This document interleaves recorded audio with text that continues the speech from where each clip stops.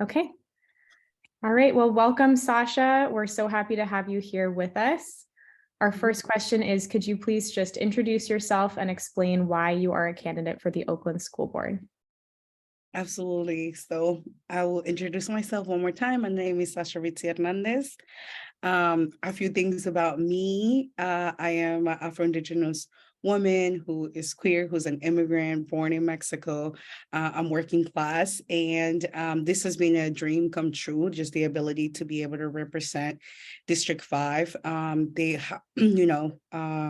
One of the things that I'm really excited about is coming in and really work on shifting the culture that currently exists in our leadership.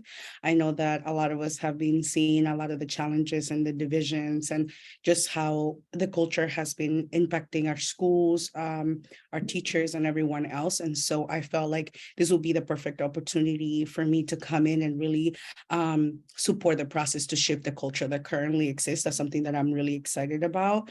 And quite honestly, one of the things that I always mention is I'm running because of 12-year-old me coming into this country and not speaking the language and what it meant for me to navigate the education system and what it means for other people right now in District 5. And I know that a lot of people would love to have someone that looks like them, that is passionate, that is committed to this work, that they feel a sense of representation, because for the time where I was in I know USD, I didn't always see people in leadership that looked like me, that knew my language. And so I feel like that is something that that is important to me. I'm also an organizer. So for me, it's really important to bring the community together. And that's one thing that I really want to bring to District 5. Thank you, Sasha. The next question is from Myra. The next question is, as a school board member, how will you improve academic outcomes for students? How would I feel like one of the things that we definitely need to work on is the decision making. We want to, for me, it's very important to increase the participation of our community when it comes down to education. I do believe that we need to keep our students, our families, our teachers at the center of the decision on how we are going to improve the education system, and that historically hasn't been the case. So I'm really excited to work with everyone and create a culture of shared decision making and partnering with students, partnering with families, partnering with teachers, so that we can establish a more innovative and equitable learning conditions, as well as creating better conditions for our students, and taking into account different like learning styles and obviously like cultural backgrounds.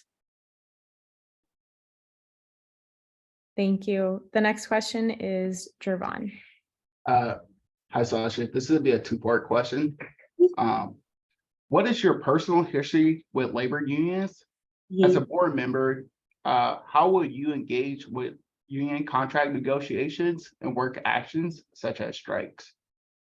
Oh, thank you. Well, I think it was so funny because both of my parents were actually union workers. So my mom, she was a teacher in Mexico for 24 years. So she was part of the biggest teachers union in the Western Hemisphere. So I've been, I've always been involved in like union, fights, if you will, from the time I was back home, and then just moving to the US and being in contact with OEA in different occasions. Like, for instance, like the strike of 2019, I got the pleasure of working with parents to increase their participation during the strike, come and speak and share their experiences and how they were supporting the teachers union. So for me, that was a really big part of my growing experience, is engaging others to also support the teachers strike. And obviously I was very supportive of the 2023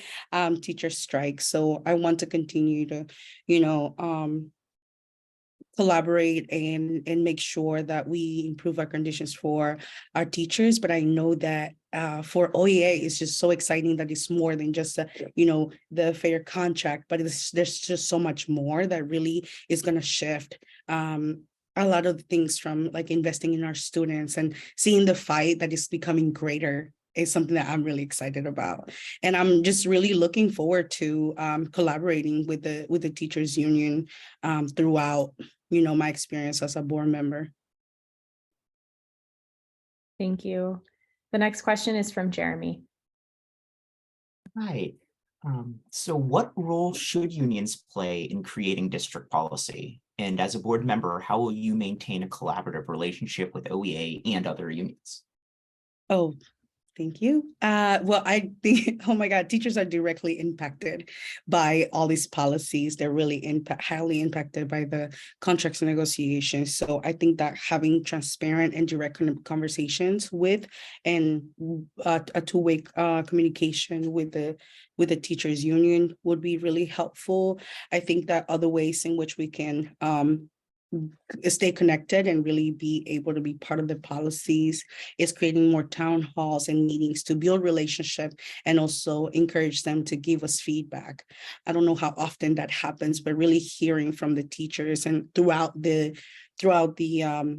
year, not just like in certain moments or times when it's absolutely necessary, but really creating a culture in which we can really connect with one another throughout our experience and be able to get feedback from the teachers.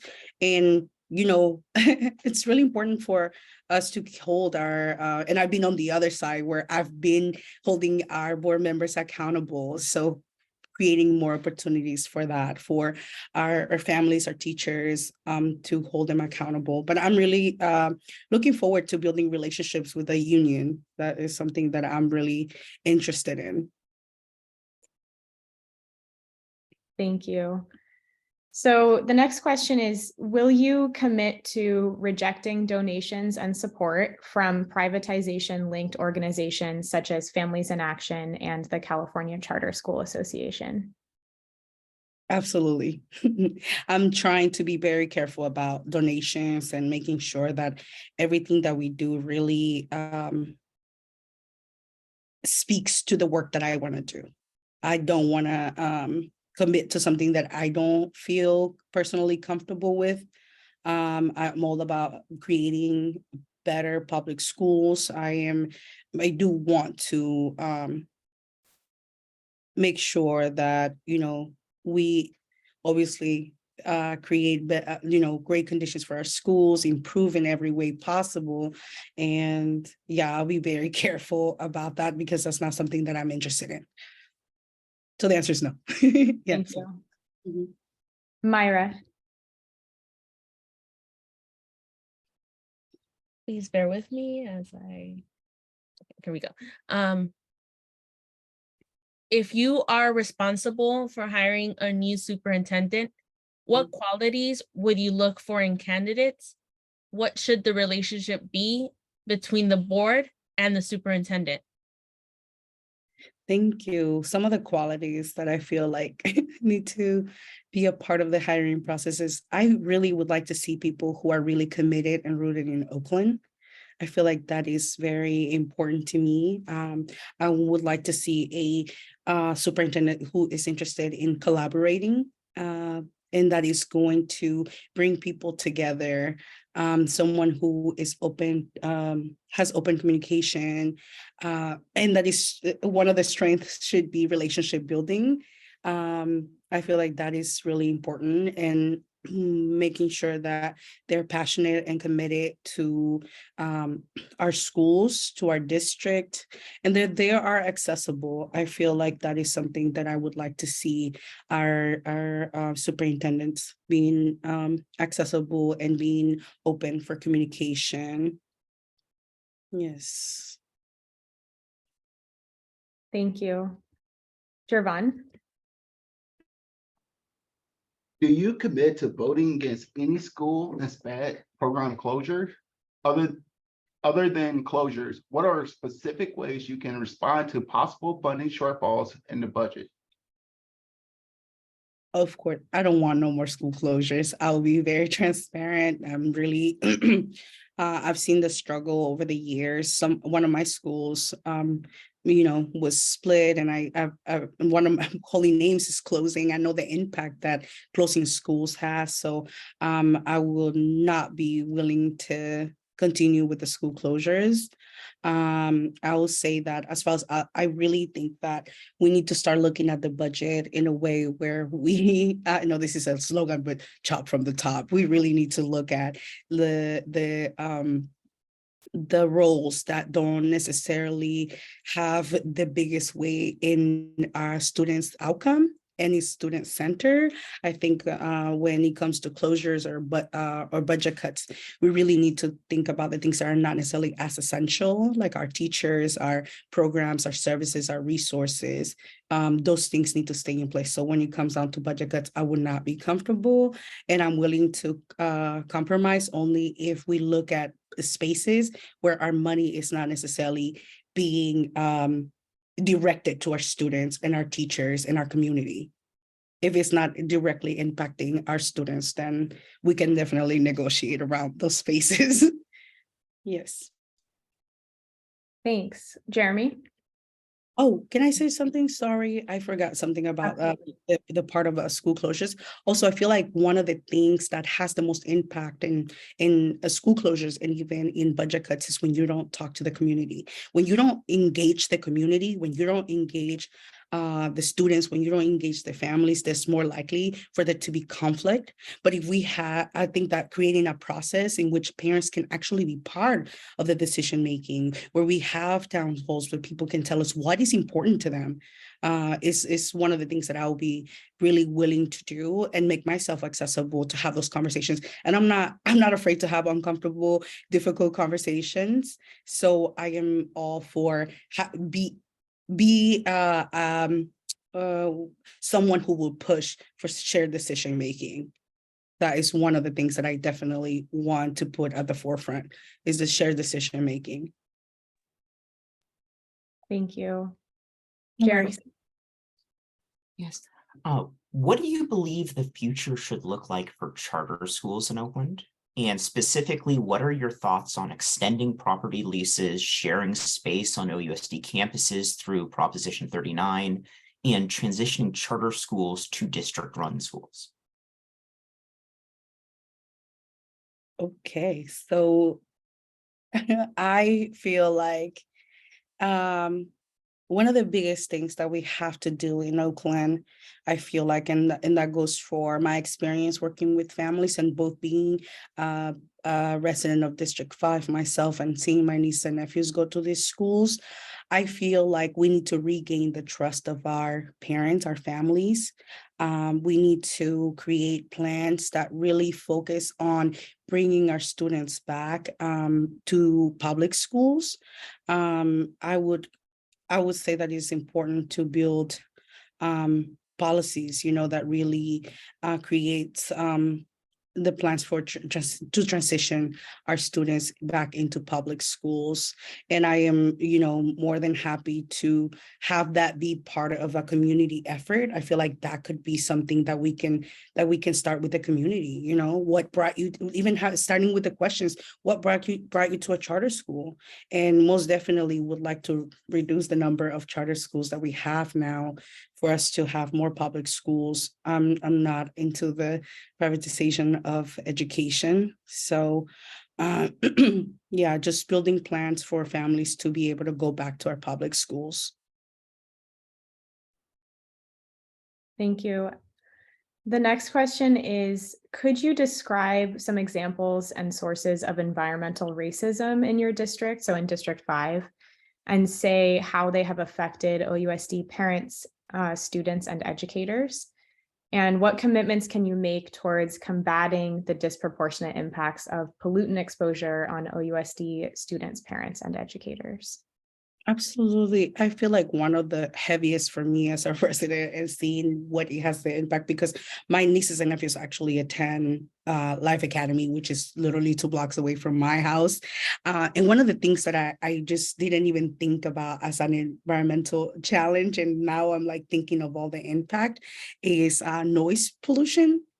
And the impact of hearing sirens, hearing the police, hearing what is it called? Gunshots. Like I can go outside and see shells from like guns, and like that really deeply impacts everybody. It is traumatic. It's less likely for a student to feel confident when they go to the school because because of a safety challenge going, walking to through your neighborhood, and also not being able to sleep because you're hearing these noises. And I feel like that is something that deeply impacts the residents of District 5. Yeah. Thank you. And the last one is Myra. Would you like to add any closing remarks? Any closing remarks? Yeah, I did not. I know that at the beginning I did mention that I've attended all Oakland schools since arriving from Mexico. I did attend middle school, high school, and I went to community college at Laney and then Holy Names University. I am deeply committed and yeah, I'm really deeply committed to my community, and I'm just really excited to start building healthier communities. I want to make sure that we do a lot, that we take some time for healing. There's a lot of mistrust with some of our constituents. So how it's really important for me to build the trust to yeah, and I know I said this a bunch of times, but I'm all about shared decision making, and that's something that I do deeply want to bring to the table. Is getting everyone together and finding solutions because we are capable, because we're smart, because we have what it takes. This is our city, this is our districts, and I want to make sure that I will be part of how we just shift the culture and shift what's going on right now. Yeah. Thank you so much.